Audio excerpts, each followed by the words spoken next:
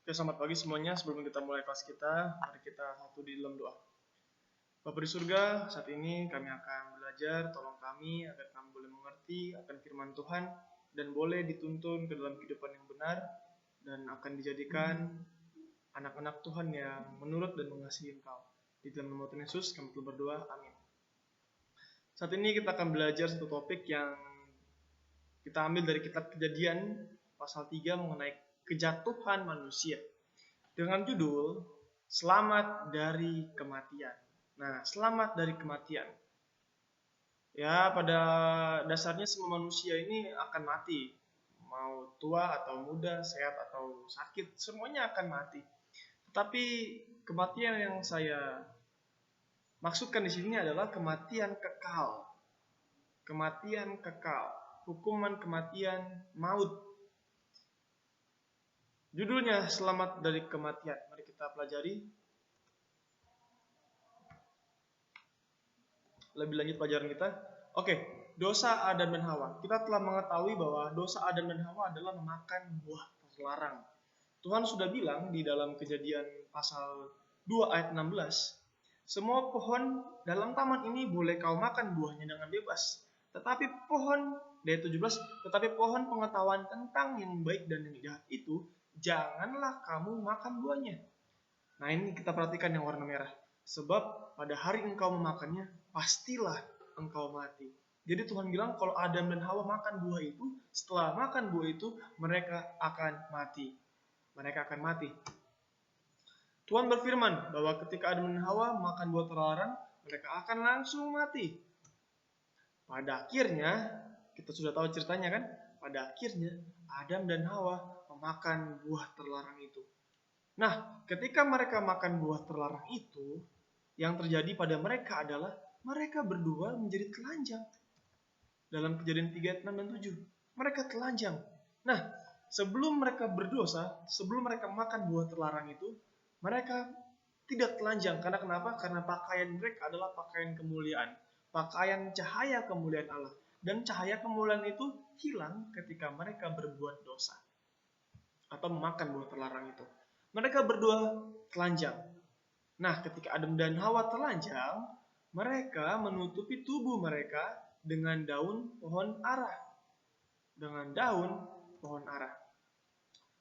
Sudah telanjang, mereka cari-cari daun, akhirnya mereka tutupi tubuh mereka dengan daun dari pohon ara.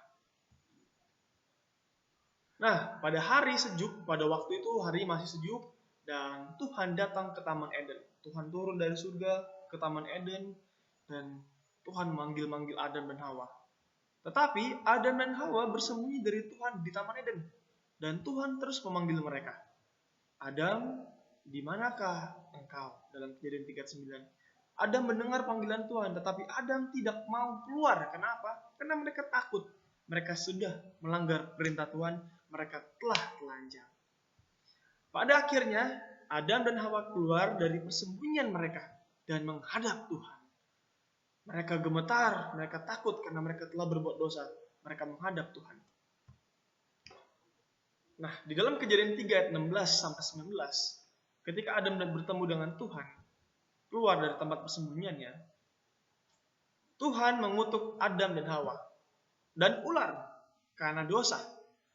Nah, Adam atau laki-laki, saya laki-laki, harus bekerja, Tuhan kutuk, harus bekerja keras untuk mencari nafkah. Karena zaman dahulu untuk mencari nafkah sangat mudah, tidak seperti sekarang susah. Yang kedua, Hawa, wanita, harus menanggung sakit yang luar biasa ketika melahirkan. Dan yang ketiga, ular, dulu punya kaki, dulu punya sayap, indah sekali. Sekarang menjadi binatang yang menakutkan dan harus berjalan dengan perutnya. Itulah kutukan yang diterima oleh Adam, Hawa, dan ular karena dosa. Nah, Adam dan Hawa kan telanjang. Tuhan membuatkan bagi Adam dan Hawa sebuah jubah dari kulit binatang atau domba. Dalam Kejadian 3 ayat 21. Nah, ini kira-kira seperti ini. Dia punya jubah. Adam dan Hawa dipakaikan jubah kulit yang tadinya hanya baju yang jelek, baju yang gampang rusak dari daun. Daun itu kan gampang rusak. akhirnya digantikan dengan jubah yang lebih bagus. Kita perhatikan ini. Harus ada kematian.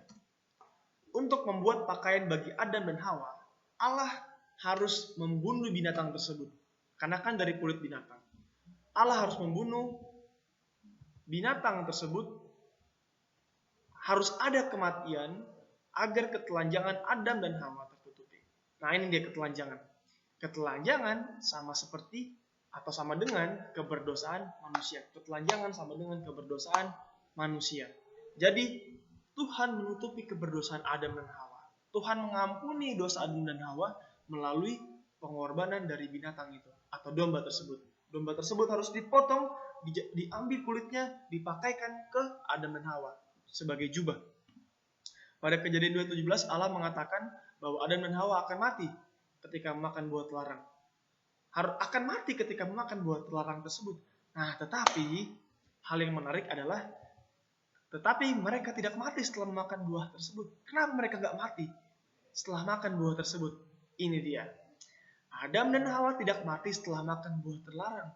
Oleh karena kematian mereka telah digantikan oleh binatang yang telah disembelih di Eden. Harusnya Adam dan Hawa yang mati. Tetapi Tuhan menggantikan kematian Adam dan Hawa melalui kematian domba yang tersembelih yang akhirnya kulitnya dipakai oleh Adam dan Hawa sebagai jubah. Domba tersebut menggantikan kematian Adam dan Hawa. Pada zaman dahulu, domba harus dikorbankan atau disembelih untuk Tuhan agar dosa manusia diampuni. Nah, jadi dari Taman Eden sudah ada domba yang disembelih. Dan zaman dahulu, domba harus disembelih untuk manusia bisa diampuni dosanya. Contohnya ya, Habel, anaknya Adam, juga mengorbankan domba dalam Kejadian 4. Nabi Abraham juga mengorbankan domba. Bangsa Israel juga menyembelih domba untuk pengampunan dosa. Domba melambangkan Yesus. Domba melambangkan Yesus. Ayatnya di mana, Sir? Ayatnya di Yohanes 1 ayat 29.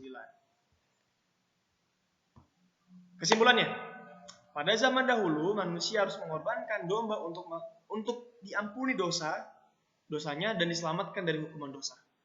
Tetapi sekarang kita telah diselamatkan oleh pengorbanan Yesus, anak domba Allah.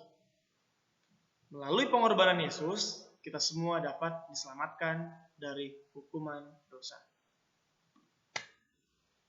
Kita telah belajar bahwa manusia telah diselamatkan dari kematian. Kematian kekal, hukuman kematian kekal. Oleh karena Yesus telah menggantikan kita. Harusnya kita yang mati, tetapi Yesus telah mati di kayu salib. Untuk kita semua, mari kita mengasihi Tuhan dan hidup setia karena Tuhan telah mengorbankan dirinya. Tuhan Yesus memberkati kita semua. Amin.